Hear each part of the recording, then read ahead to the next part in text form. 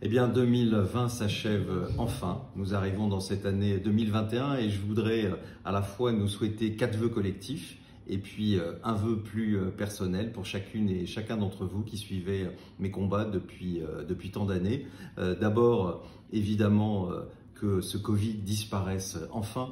Nous avons tous vécu une année terrible, une année où nous avons été parfois touchés personnellement, où nous avons eu des proches qui en sont morts dans des conditions qui ont été extrêmement difficiles. Et évidemment, on ne peut que souhaiter que, notamment, la campagne de vaccination aille très vite et qu'on puisse enfin se débarrasser de ce virus et retrouver une vie la plus normale qui soit, même si l'on sait tous et toutes qu'elle ne sera plus jamais comme avant.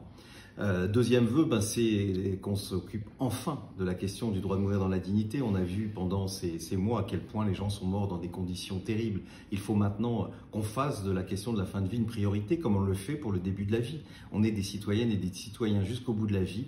Et donc, évidemment, mon deuxième vœu, c'est qu'on vote enfin une loi qui permet l'accès universel aux soins palliatifs dans notre pays. Et de l'autre côté, le droit de mourir dans la dignité, c'est-à-dire la légalisation de l'euthanasie et du suicide assisté. Autre grande question et mon autre vœu, c'est que, on arrive à la fin du VIH/SIDA. Vous savez, 2020 était un grand objectif pour la lutte contre le SIDA. Il était oublié. Vous savez, on peut à la fois se battre contre la Covid et se battre aussi contre le SIDA. Il y a encore aujourd'hui dans le monde, chaque jour, plus de 2000 personnes qui meurent du VIH/SIDA. Elles ne devraient plus mourir. Aujourd'hui, il y a des traitements qui nous permettent et qui permettent à ces personnes de vivre. Et bien évidemment souhaiter que notamment dans les pays du Sud, en Asie, en Amérique latine, il n'y ait plus personne qui puisse mourir du VIH en 2021.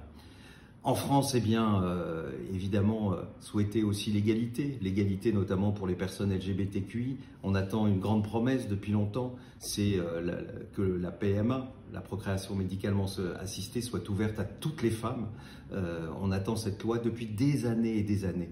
J'espère que les parlementaires vont la voter cette année. Et puis enfin, je suis, comme vous le savez, adjoint à la maire de Paris. Je suis chargé des droits humains, de l'inclusion, de l'intégration.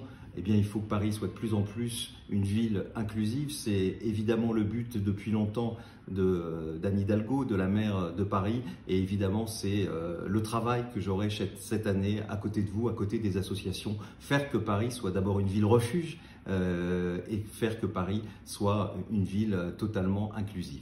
Et puis, dernier vœu pour chacune et chacun d'entre nous. D'abord, ce qu'on peut nous souhaiter, c'est évidemment de la santé, parce que sans la santé, rien n'est possible. Donc, je vous souhaite à toutes et à tous d'avoir la meilleure santé possible cette année. Je vous souhaite aussi de vivre des joies, parce que la vie, c'est aussi un peu de joie, et on n'en a pas eu beaucoup cette année. D'être bien entouré, parce que dans la vie aussi, ce qui compte, c'est d'avoir des proches, des gens qu'on aime. C'est ça qui est aussi l'essentiel. Et puis donc, au final, beaucoup d'amour pour cette année 2021.